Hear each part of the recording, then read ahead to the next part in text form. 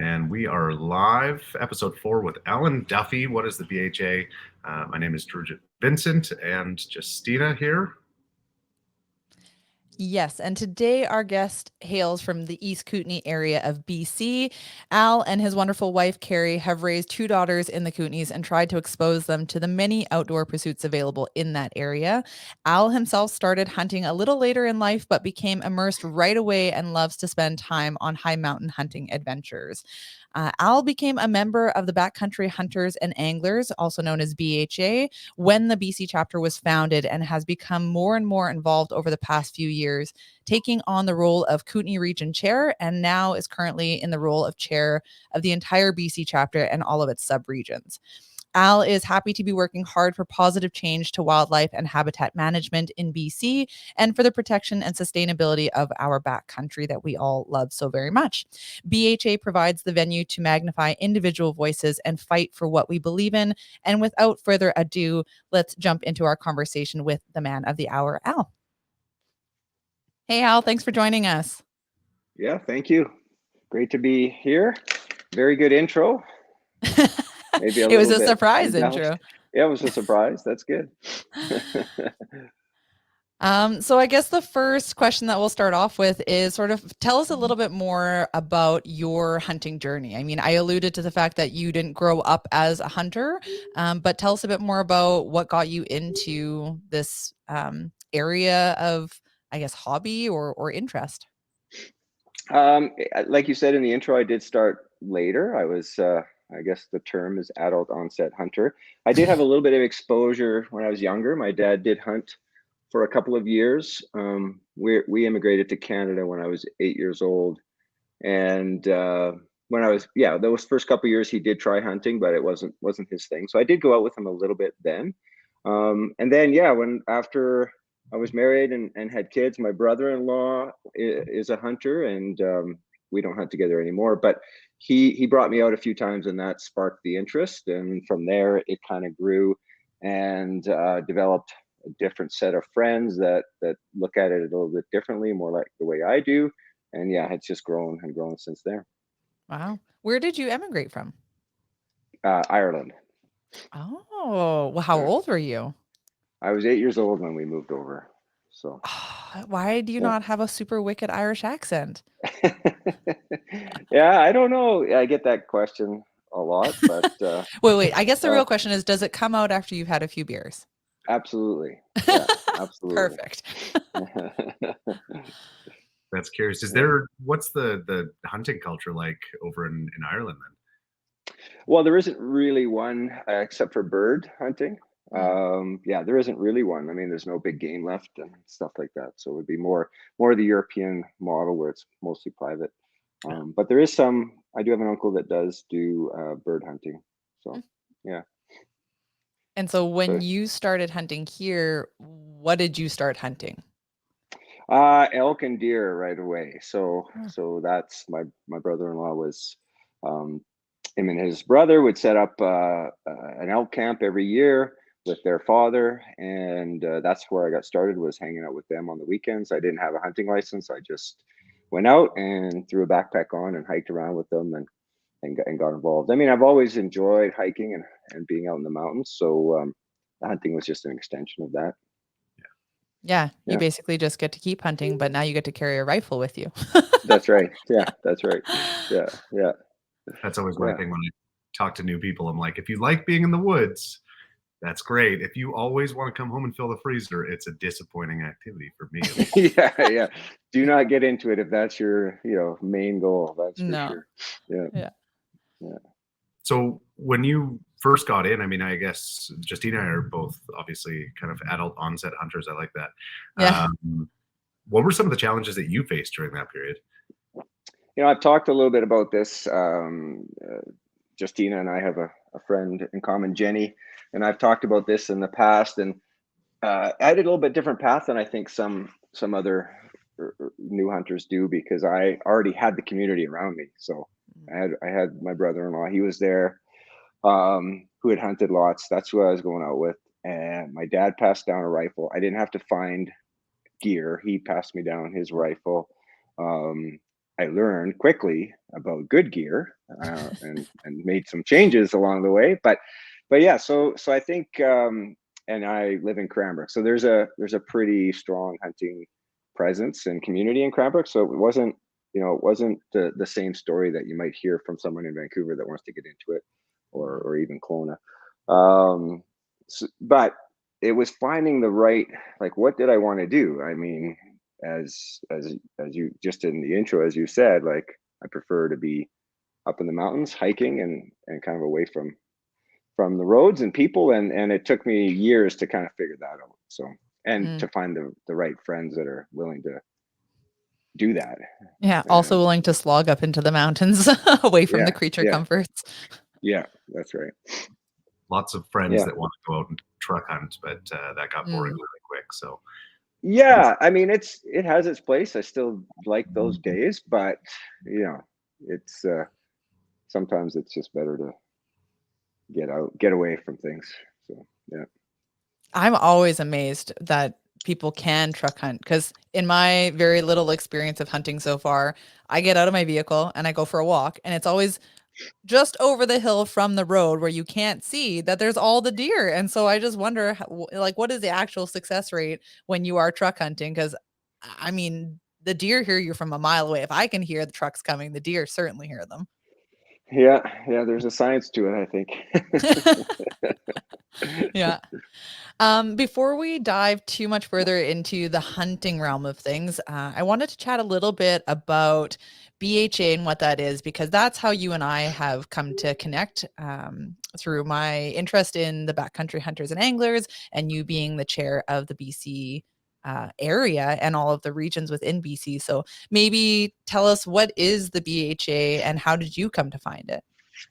Yeah, as you said, BHA is Backcountry Hunters and Anglers. It was formed around a campfire in Montana, actually Oregon, but the headquarters are now in Montana.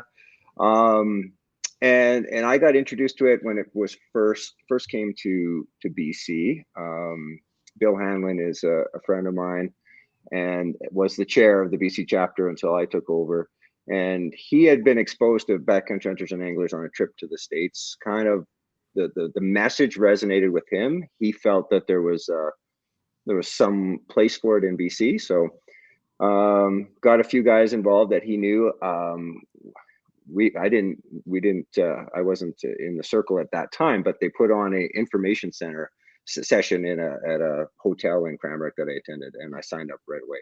Nice. So that's how I got started. And at first I was just a member and just helping out when I could, and then things progressed from there.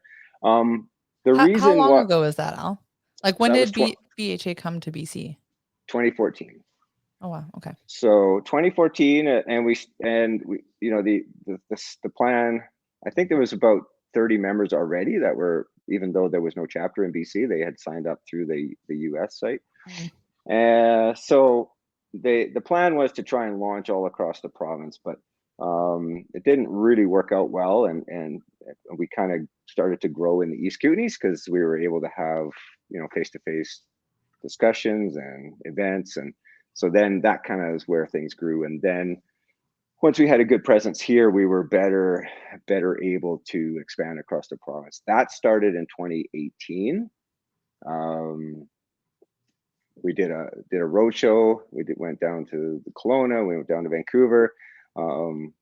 Myself and some folks from Missoula and Bill, and that's when we saw the big jump in membership, and we're able to sort of create these tables across the province. So. And what was it at the? I mean, it's still the same thing, but what is BHA and why were people wanting to join it as you did the road show? Yeah. So what was different for me and what I was looking for was an organization that was looking to protect the things that I found important and dear to my pursuits, and that was keeping those wild places wild. And the BC, there are other organizations that are out there do a really good job of backing up hunters for access to the resource, or regulations, that sort of stuff.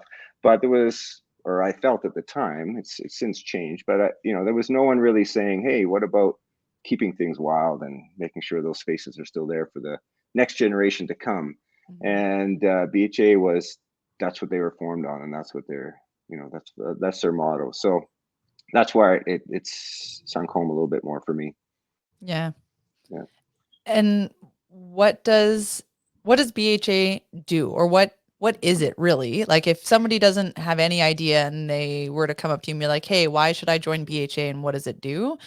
What would the answer be?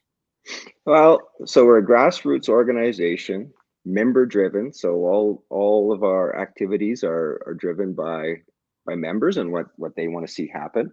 In BC, we're 100% volunteer based, but in the headquarters in Missoula, they do have staff.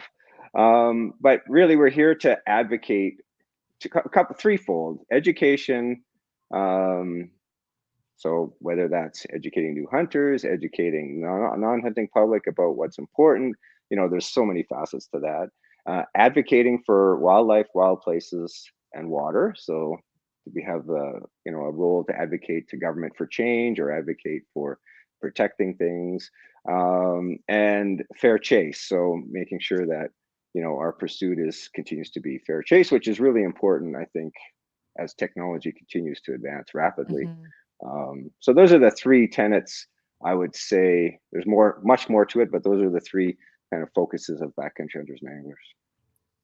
It was really interesting when I first got into hunting, and there's tons of perspectives from people all over about hunting and conservation, but starting to understand just how much it's hunters that are driving conservation and driving wildland protection and everything that goes into it. And do you have any kind of insights into future things that you're seeing as big issues that you guys are taking on from BHA, or things that are really critical from that perspective? Yeah, I think you're right, Drew. Hunters do drive the conservation message, and anglers for that matter when it comes to the water side. Yeah, I think just the continued increased pressure on the landscape from industry, recreation, that I think that's our biggest challenge for sure. Yeah. There's a place for. Go ahead. Sorry, Justina.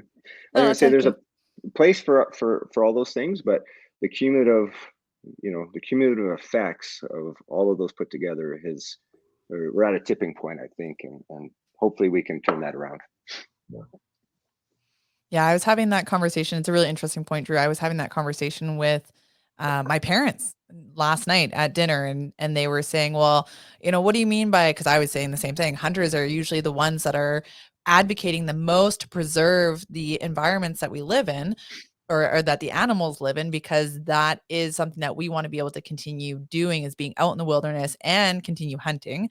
And it's Steve Ranella put out a really good documentary I watched the other day, and part of what he said that really hit home for me was that it's this beautiful love-hate balance relationship between wanting to preserve the habitats and the populations as a whole, while also still being able to take a single or individual life from those populations. So it is often the hunters that are advocating for the long-term sustainability of those populations that we want to hunt, while still being able to take one or two lives a year, kind of thing. Yeah, I think that's a good way to put it. And that kind of brings us, so a couple more questions on BHA, I guess, is if somebody hears this episode or has been thinking about BHA and wondering what it is and if they should join, is it available all across the province, or where do people go to find out more information or get involved? Yeah, so we want to hear from you. We want people to get involved all across the province. So it doesn't matter where you are. We want you to jump in. We have active tables or active regional leadership and teams in all of the regions of the province. So we've kind of divided our leadership team into the 8 regions to follow the hunting regulations. Geographically, that seemed to make sense. But you can learn more about Backcountry Hunters through the main website, which is backcountryhunters.org. But don't buy a membership there. buy a membership through backcountryhuntersbc.com, because that ensures that the money comes to BC and stays in BC, and it's in Canadian currency, so you don't have to worry about exchange rate. So that if you want to become a member, that's the best way. Our Instagram is probably where you're going to see the most activity. We do have Facebook, but I think Instagram, which is at Backcountry Hunters BC, I believe. I'm pretty sure that's what it is. Yeah, I think so. We can double check that, and you can put it in the notes after. So yeah, that's probably the best place for keeping up with current stuff or events. Where COVID's over now. Well, it's not really over, but at least we're able to do things again. So that's happening, and we're seeing events happening all across the province. Justina, we have one coming up in Kelowna soon, as you know. So those types of events are happening again. So Instagram is where you'll find the lead up to those. Yeah, I'll do a shameless plug for that. So yeah, June 4th, 2022. So if you're listening to this in the future, sorry, but you missed it. June 4th, 2022, we are doing a sort of a relaunch, reboot of Region 8 in the Kelowna area. There will be a pint night happening at Midtown Station from, I believe it's 7 to 9 p.m. there. So for anybody that is in the area, there's lots more pint nights on the way as well. Perfect. I think those getting together and meeting people is it's interesting. It's a very social sport, and there's a community, but there's also a very individual element of it. And I think that was largely the reason that Justine and I started with this, was how do we start bridging that gap and welcoming new people and trying to get the information out there, because it can be tricky sometimes. You don't always. It's hard to find the deer. It's sometimes harder to find the hunters. Yeah, that's true. That's true. And that's different regions of the province will have different focuses for BHA. So Region 2, which is the Lower Mainland, like that is their main focus, is connecting those folks that don't know anybody, and educating them about gear and what to do when you're out there. And so they're it's taken off down there from that perspective. The one thing when we were talking about BHA that, sorry to sidetrack you guys, that I didn't talk about that I should have, is all the boots on the ground projects that we do. So I talked about advocacy and education and fair chase, but we also get out and do cleanup projects and partner with other organizations, invasive weed pulling, spacing and habitat restoration. We've got our finger in lots of those different things too. So that's another big avenue, and it also is a way for folks to meet each other and get out and volunteer. Yeah, great way to connect is through those sort of boots on the ground events that happen. Yeah. I guess something that we could start diving into now more is more of your own personal takes on hunting. So you've mentioned a few times that you really like the mountains and being up high. So what was it in your journey as a hunter? And I mean, I guess diving sort of into being around expert hunters or people that had been hunting for a while that made you want to hunt more on the high grounds? Like, what is it about mountain hunting that you love so much? I think it's the solace of being out there and looking around, and even if you don't have a success in the way of seeing what you want to see or harvesting an animal, you're just in awesome country. And I think that was the draw for me. And getting away from some of those other distractions too that are easy to get in the way. So yeah, it was a circle that I was introduced by folks that like to get out there, and then I expanded on that. And I had a friend of mine who was one of my main hunting partners, was running a guide outfitting territory when I was first getting started, and he asked me to come help. And yeah, I got on a horse and went out in the middle of nowhere, and that's where I sort of figured out, hey, I like this. I like being out here. Drew and I were just talking about Drew's trying to get onto a horse hunt. Oh, yeah. Okay. Yeah, the idea of getting out and being able to go deep in and have an experience like that, as soon as I heard about that from a friend, I'm like, yep, sign me up. Let's go and do this. Yeah, yeah. And people always say, "Oh, yeah, well, you got it easy. You got horses." And I'll tell you, putting a backpack on and going walking is a lot less stressful than the horses. But the horses add an element that makes it, challenging and fun at the same time. So Yeah. So were yeah, you a guide then, Al? I guided for him. Yes, yeah, Oh Oh, wow. yeah, yeah. For 7 years, I would do usually one hunt a year for him. And he was just what he continues to be a mentor and a great friend of mine, and we hunt together all the time. He's not an outfitter anymore, but yeah, that's what got me out there. That's where I learned mm, some of the that's where I learned all my horse skills, and that's where I learned, the high mountain elk hunting and mule deer and goats, which is a big passion of mine. So yeah, it was a lot of fun. So for getting out and talk about this with a lot of friends and kind of something that I'm curious about, would you suggest a guided hunt for kind of a novice or intermediate hunter to be able to go out and have that expertise and have that experience, or is there a time that works really well for somebody to go out and do, or is it money well spent? I think it depends what you're looking to get out of it. It's hard to say. I mean, I think the main reason to do a guided hunt would be to go somewhere that you don't have that opportunity in your own backyard. Yeah. And in BC, we do have the opportunity in our own backyard for the most part, but you might not have the tools and the know-how. So yeah, I think it would make sense in that case. Yeah.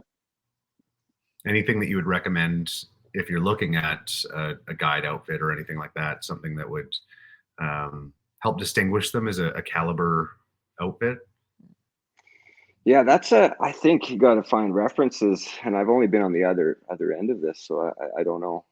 But yeah, I think you got to find references and Yeah. chat to the folks and chat to the outfitter, and make sure it is what you're looking for, and do a little Google Earthing to see where his territory is and Yeah. where the camps are and that kind of stuff.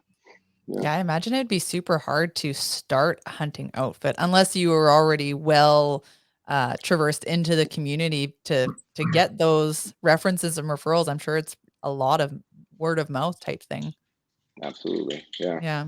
Now, you just touched on Google Earth. So if somebody wanted to go elk hunting or high country mountain mule deer hunting or goats or sheeps or anything like that, like where do they even start with that thought process? Do they start with e-scouting? Do you start with like where do you start? I don't know. I mean, I think you have to start with figuring out sort of a general area. I mean, doesn't if you're looking to harvest an elk, you don't have to go in the mountains. I mean, Mm, there's lots more down low. yeah. But if you're looking to get out there, yeah, um, chatting about general areas and the e-scouting, I use it all the time. I use the computer all the time. I'm looking on there all the time. I might have a general idea of an area, and then I want to go and look and see, are there some slide paths on there, or is there some natural, open grassland up top? Is there cut blocks that border onto some, old growth that's still there? Those are the kind of the terrain that you're looking for, certainly for elk, but also for the other species. Just And hearing how it. do you Sorry, go ahead, Drew. I was just saying, I'm like just hearing it. I'm like getting set to start taking all the notes, and then Me too.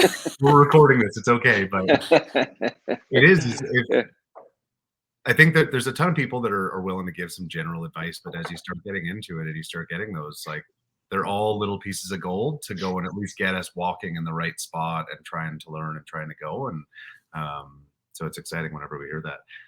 Yeah. yeah, I'm like, yeah, what do I look for on the map? Specifically, what do I look for? I'm like, okay, yeah, slides, cut block transitions. Okay, I'm going to remember those things. But I Yeah. mean, it is all those little things that you don't know to look for. Like when somebody says, when I was first learning what e-scouting was, and somebody said, yeah, you just go and you like go on an e-scout and just look for the habitat that they live in. Well, if you don't know what the habitat is, I mean, you're just staring at a giant map of Google Earth with a bunch of trees on it, and you yeah, you really do learn to differentiate between okay, this dark cluster of trees is probably way thicker than this little spread out cluster over here. And this like really concentrated line of trees is probably a valley that is there in the land. So like you start looking at all of these things and recognizing them way more, but you really have no idea until somebody tells you. No, and then you get on there and you're, especially with Google Earth, you're looking and you're following, say, a river or something, and you get to an area, you think, oh, I really want to see what's up this little draw, and it's the one square that's all fuzzy because they didn't get a good picture that year, and Yeah. you're like, I'm sure that's good stuff under there. But Yeah, yeah, exactly. yeah, So, okay. So generally speaking, you start with an area like, I mean, you're in the Kootenays, we're in the Okanagan. So you kind of general idea of where you want to be and then start looking for those types of landmarking things while e-scouting. yeah, I think so. And the terrain here, uh, the East Kootenays is different than what you're going to find in the West Kootenays, certainly different than what you're going to find in the Okanagan. So, Hmm. yeah, no, got to keep that in mind. You're not going to find big slide paths in the Okanagan as much as you are here in the Rockies and the Purcells. So there's just different things to look for. And why would they be there? Like Avalanche what is a paths, slide path for an elk? Like what does that do for them? Is that a roadway for them? feed. That's Feed. feed for Okay. them. Yeah, Okay. that's feed for them. Yeah. So they'll feed on the slide paths or open cut blocks and back into the timber. Oh, okay. That's why you want to look for those transition points. Right. Also people don't really think about this, but high elevation grassland as well, where you might find bighorn sheep, or that's also where you might find elk. Same kind of Interesting. thing. There's some escape terrain, whether that be trees or whether that be getting up and away from things, as well as having that feed there. Oh, okay. And the cut blocks tend to replicate that to a certain degree, because after clear cutting, then some of the low grasslands will grow um, and provide that artificial sort of uh, habitat. Yeah. Yeah, And are they similar in habits to deer in the sense that they'll bed somewhere else, travel to a food source, and then go back to their same kind of areas? that's right. Exactly. Okay. Yeah, So if yeah. you can find those trails, and I mean, what how do you know what an elk trail looks like? Is it bigger than a deer trail? Are they using the same trails? Like, how do you know what you're looking at? They're certainly using the same trails, but generally, it's going to be bigger. Yeah, Okay. yeah, yeah, And in yeah. times of year, what are kind of the phases that they're going through as the fall continues there? Well, so as a backcountry hunter, we kind of noticed a little bit of a change, and hopefully this changes back. But typically, in decades gone by, um, the migratory elk are going to move to the highest ground through the summer, and then in the fall they'll start to work their way out and end up down in the valley bottoms, at the end of fall. So so you want to be in the high mountain basins. They're going to be up there in September, but then they might not be up there in October. Like, they'll start to work Mm, their way to lower elevations. okay. Is that temperature driven or is that kind of food driven or? Yeah, food source driven, um, temperature and snow load too. Yeah, And are yeah. they more of a herd type animal, or are you going to find just individual elks out there? You will find individual elks, but typically herds, so cows and calves together. Mm, In the in the rut, which is September, October, you'll find um, you'll find hopefully a herd bull, which will be a mature bull that you can maybe harvest or try to harvest. But yeah, you'll find a bull or two with the herd, but you might also find some single bulls. And then through the rest of the year, like, they the bulls will actually form bachelor groups through the winter and okay. the spring. Yeah, So similar to deer. yeah, similar to deer. Yeah. How much range will they cover, you know, in a day or even kind of generally? Well, when they're migrating, they'll cover, tens of kilometers, but yeah, yeah, but typically they're not going to move that much in a day, a few kilometers. especially if they've got good habitat and a good hiding spot. Mm-hmm. Yeah. Yeah, I mean, like over the course of a season, we're not going to see Okanagan elk that suddenly end up in the Kootenays or vice versa. They generally stay within their area, but that Yeah. sort of bed to food is going to be within kilometers type thing. Yep, I would Okay. say. And I'm not any expert, but that would be my observation for sure. Yeah. Now you said that you've been observing something different. You said like that was all typically speaking, but what have you been seeing in the last years? Well, in the Kootenays specifically, because I can speak to this, we the migration is not happening in the way it used to. So we're not seeing as many elk going back up into the high country. They're still there, but not in the numbers that they were. And there's more elk choosing to stay down in the Kootenay Valley or the main valley and the agricultural lands. So whether that's that, the cows died off that typically had all the herd knowledge that we're bringing those back up there, whether that's a habitat thing, whether it's whether it's a disturbance thing, it's probably all of those things together. Yeah. And hopefully we see whether it was a herd of wolves moved into that area and pushed them all out, and then now the cows don't remember to go back there. There's a whole bunch of factors. Are you guys seeing in the Kootenays anyways, are you seeing population decline? Like you'd mentioned sort of maybe some of the more elder cows are not around anymore. Is the population declining? Yeah, they haven't we haven't got an updated study in a while, but yes, elk herds have dropped off significantly over the last 10 years. Hmm. Yeah. So many factors. Is there, to your knowledge, is there any sort of concentrated effort and research that's happening to try and figure out why? Yeah, I mean I think there's a few different studies. There's no specific elk study that I can think of. They're doing some deer studies. Mhm. Um, but they're yeah, it's the cumulative effects we think, um, and so do the biologists and the wildlife managers. They kind of know that there's a bunch of factors impacting these animals. Yeah, I know in the South Okanagan, there's the SIM project, the Southern Interior Mule Deer project that's been happening.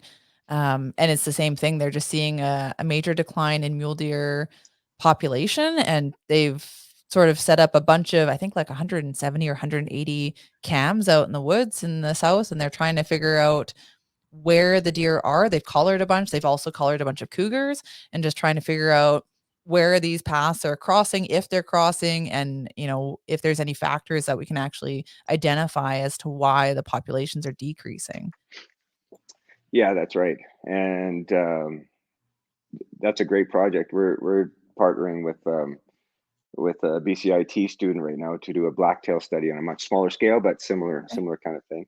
Yeah. Um, but yeah, the last work done on elk is dated now, but it was the same kind of thing. Putting cameras out, seeing what kind of terrain they like, and then following the patterns. But you know, it's yeah, the cumulative impact of all of those things are hurting the herds. Yeah. Yeah, definitely. Is And this I don't want to lay blame because it is a bunch of different things, and there's no one factor, but um, we did have some liberal seasons here in the Kootenays for a while where cows were open and spike Mm. bulls and that sort of stuff. So maybe that's a little bit of a factor, but I think it's more of the interference on the habitat. Is it now by limited? Like, do you have to have a limited entry tag, or is it still just purchase tag? It's open, but it's 6 point season only, so it has to be a 6 point Okay. bull.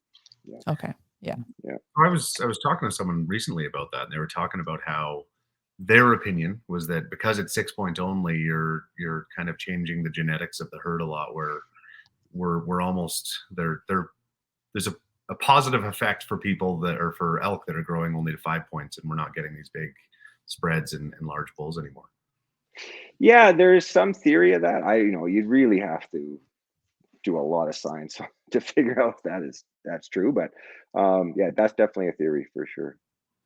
And so you talked about some of these trends of the elk herds going down and some of the challenges facing.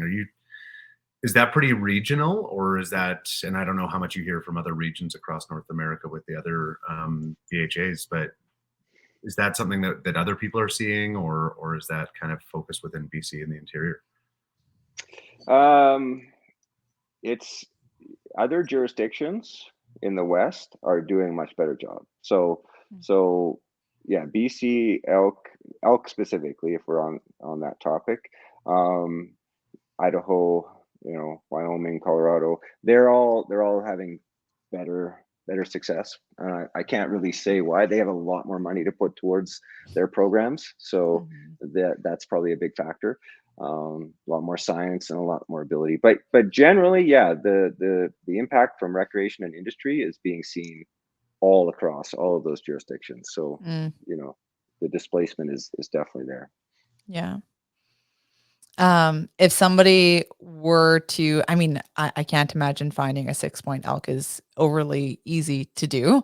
I can't even find 1-point deers. So I can imagine elk will be much harder. But if somebody was going to try and hunt elk, obviously within their means and ethically and all that kind of stuff, what would be some tips and tricks that you think that they should know that you just wouldn't know if you hadn't ever hunted elk before?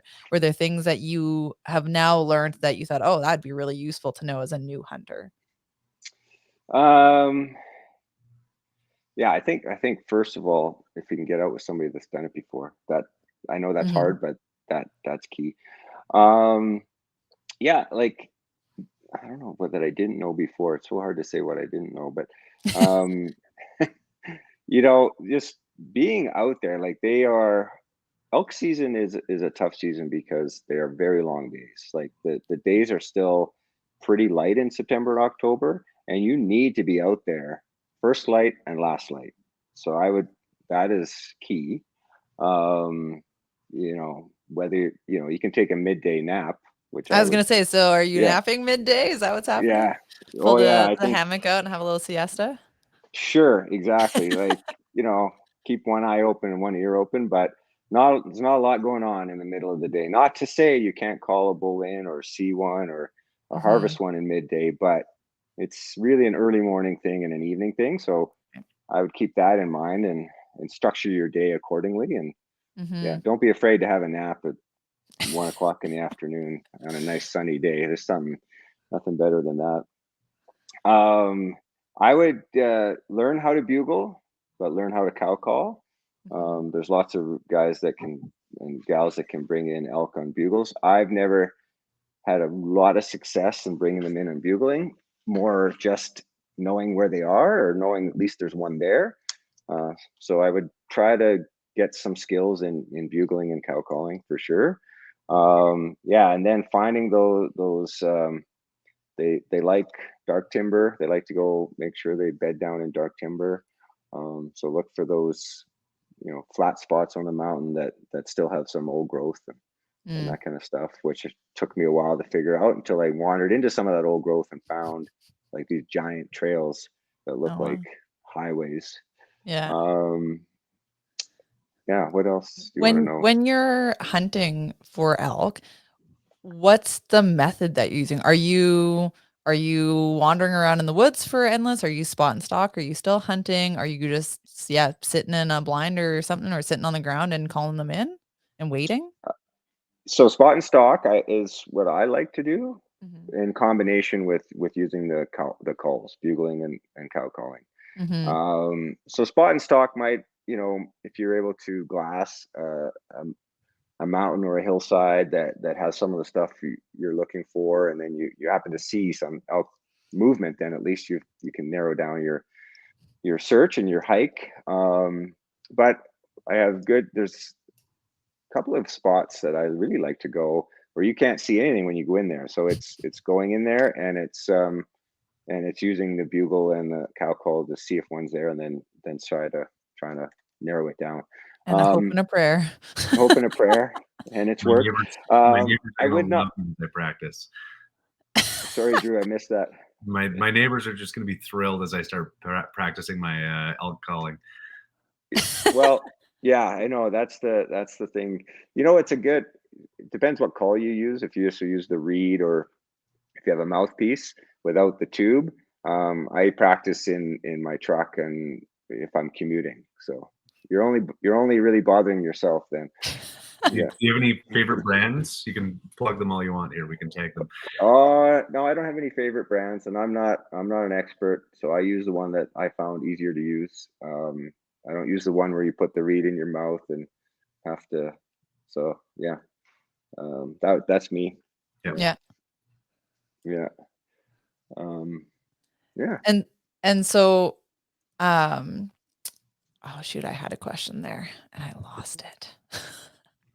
So, I mean, that's the other thing is how did you learn to call? Like, I feel like every time I've tried to call, I'm almost certain I've done a better job of just pushing whatever I'm calling away from me, because I've failed at You're it. like, there's a weird elk over there. We're gonna stay far away from it. That elk is sick. I had some trial and error. I think actually is to be honest, is the only way. But having said that, I was lucky enough to have been around a few people that didn't know how to call, but also heard some real elk. Like, that's the other thing. Like, we were out there. I mean, I remember the first time, being up on the mountain. I wasn't hunting. I was with my brother-in-law, where he got an elk going and brought this elk in. We never saw it, but it came running in and bugling. And so, just to hear them live is going to make a big difference. So you got to get that. And you never got to see it.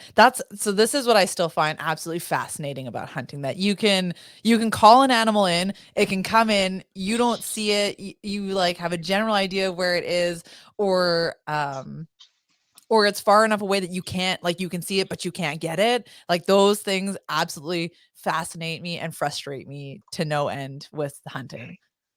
Oh, absolutely. Yeah, and that's so common. That's so common. Yeah. Do you hunt with this? I remember what my question was. Do you hunt with a bow or with a rifle? I'm a rifle hunter. I have not done bow hunting myself yet. Been out with others that do it, and that's awesome. But no, I haven't done it myself yet. That's another thing where I'm like, you got to be so close to be able to actually bow hunt. Like, that's next level commitment to the hunt. I'm like, if I can get it, if I can even see something within range of where my rifle might be able to go, I'm delighted. That's exactly right. Yeah. What calibers would you be looking at for elk hunting or recommending? It should be using a little bit bigger than what you'd think for deer, but I mean, 270 and up would probably be fair. Yeah. Mm-hmm. Yeah. Okay. Yeah. I'm not a real big, ballistics guy, and I have two different rifles that I use for different things, and that's it. Yeah. Nice. Yep. What are those? A 270 short mag, and I have a big gun, a 338 Win Mag, which I do carry for elk hunting. It's bigger than you would need, but I do carry that one for my elk hunting, and then I switch to the 270 short mag for the rest of the season when I'm hunting deer and everything else. So, yeah. Nice. Yep. Drew, did you have other questions? That's my list of questions of things that I wanted to know. Yeah, I mean, I've been interjecting as we go, but it's. I think that the challenging thing is really, or the exciting thing, I guess, of just getting out and then wandering around and finding, like, I don't know, I've been on a bunch of hunts where you just find some sign, you find some scat, you find anything, and you're like, oh, this is exciting. The hunt is on. What are the tracking elements that you're relying on when you are on these hunts? Great question. Yeah, what do you look for?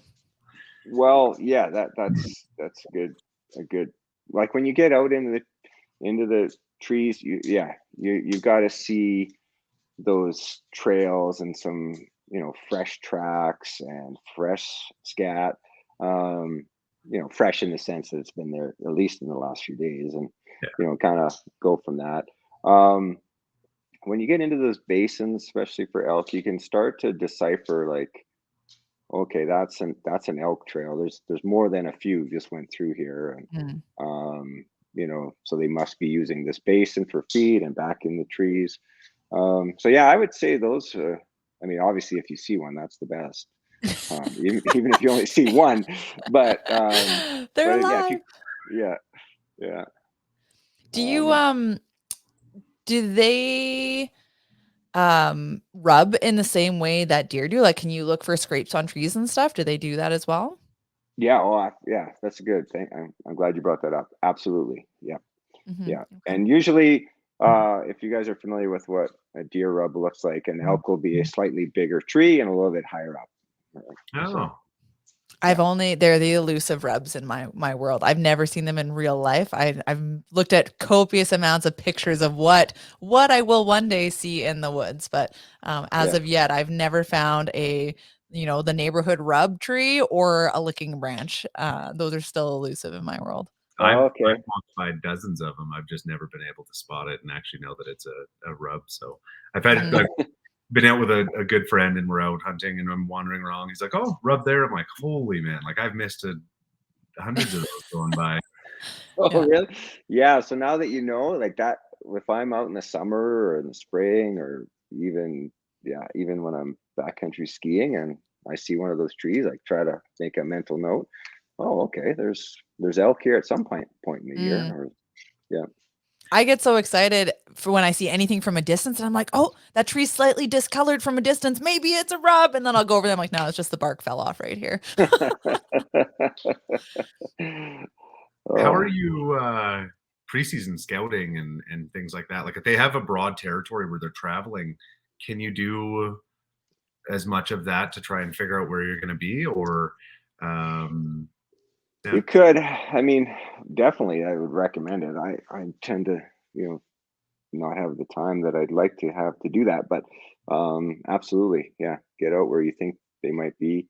The trick will be getting out there early morning, late afternoon, and yeah, sometimes in August you don't want to be doing that, but that would be the thing, right? So real early. yeah, Commitment. yeah, Yeah. yeah, So I know kind of we focused a lot on elk. You do a fair amount of high country mule as well, don't you? yeah, yeah. Like a group of friends and I have one dedicated one weekend a year where we go at the very last weekend that mule deer are available, and we have a lot of fun and we make fun of each other, and the days are shorter, so it's kind of nice, but every day is a hike, and yeah, it's fun, and we get to see, you get to see so much. It's country and there's a little bit of snow usually. Yeah, it's a lot of fun. Is there a big um difference in that kind of like what's the difference between like where I hunt for mule deer in the Okanagan, which is relatively low elevation, versus going for high country?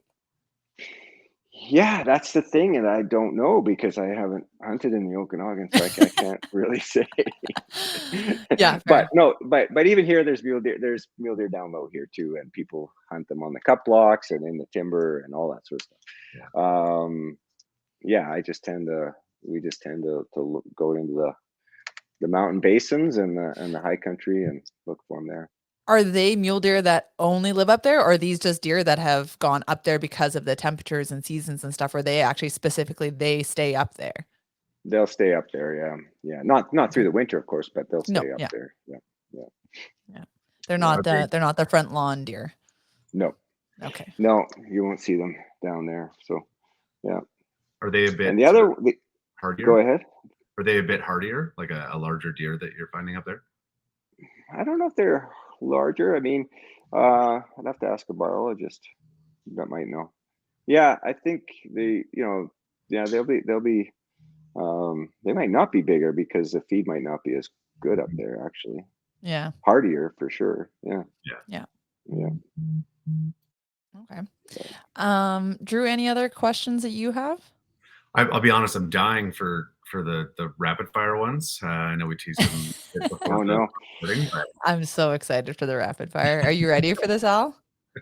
I don't know if I'm ready, but Well, you're as ready as you're ever going to be. They're not hard questions, and yeah, they're relatively rapid fire. I'm not going to like pelt you with them, but Okay, so there's 8 questions here. They're relatively rapid fire.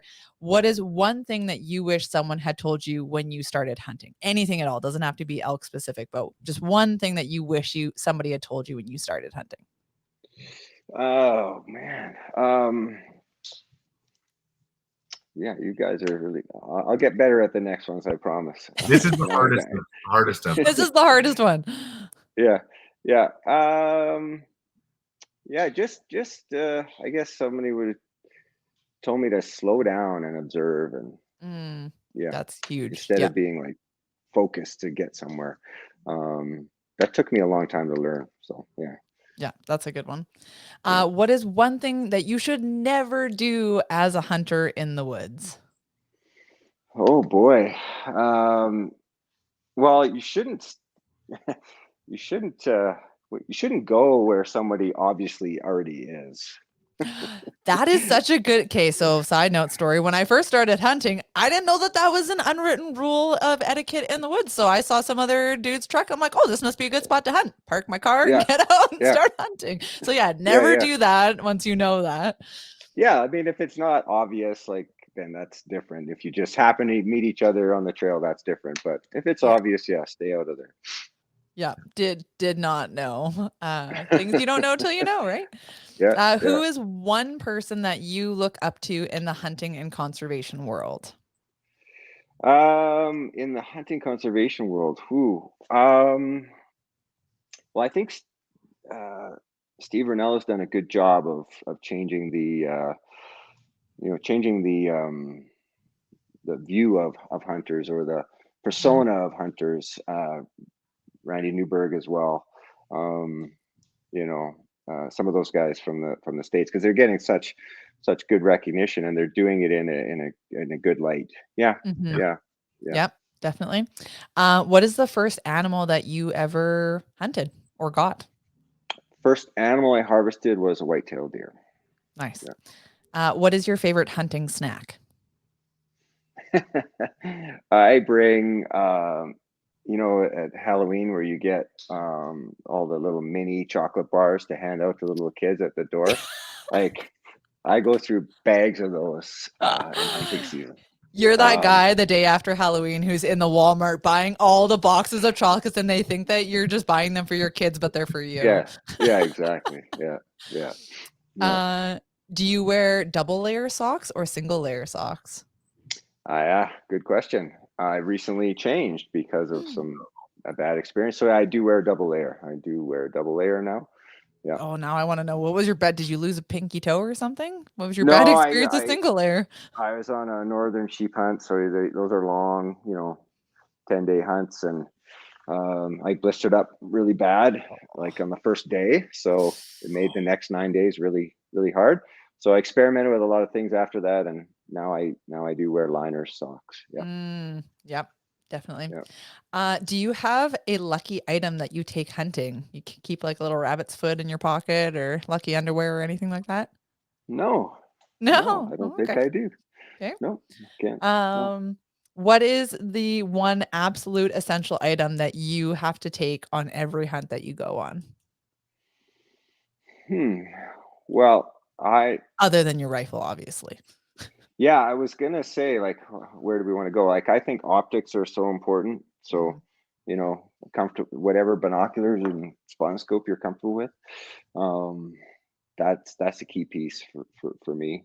Yeah. Um, uh, I don't know what else. Gear wise, Mini chocolate um, bars. yeah, mini chocolate bars. Yeah, some pepperoni and jerky. Hmm. Um, yeah, a nice puffy jacket that Yeah. packs down. Yeah, Protect the puffy at all costs. yeah. Yeah. What kind My of my optics? buddies call me layers, so I've got all the layers in my backpack. So Amazing. yeah. Um, what kind of optics are you running? And do you change it up? Different kind of species. No, no. I mean, I guess if you had unlimited money, you would. But Mm. you know, I started out with the cheapest stuff, and then I saved up enough to buy a decent spotting scope. This is a long time ago. Yeah. Um, when spotting scopes were not like they are today. And I got one where I could use, it was big enough that I could see stuff, but not too big, you know. So I know some guys have one for their truck and one for their backpack. I just have one. Mhm. It's the Swarovski 65. Yeah, and I have Swarovski 10 by binos. So Mhm. yeah. Nice. Yeah. Well, you made it through the rapid fire questions, so that's good. Okay. Thank you so much for coming and chatting today about BHA and about elk hunting and high mountain and all that kind of stuff. It's just really good to, you kept saying I'm not an expert. I'm like, but to us, you're a total expert because Drew and I don't know anything. So it's always good for us to be able to chat with people who know at the very least way more than we do, and it's beneficial to the audience that we are addressing as well, because it's definitely, we are here for people who already know how to hunt, but the main goal is to be able to help other hunters like us that are relatively new to it to get more information and be able to be better in the woods, so that we don't, you know, park our trucks where other people's trucks are and wander into hunting areas that we shouldn't be going into. So the goal is just Yeah. to impart knowledge that you wouldn't know until you know. Oh, So thank you for being here today. my pleasure. Yeah. Hopefully I was able to help out a little bit. Very Yeah, helpful. absolutely. Any messages, any place you'd like to direct people for them to go and find out more about BHA, or just any causes that we should be aware of right now to try and support and make sure that we're really being good hunters and supportive?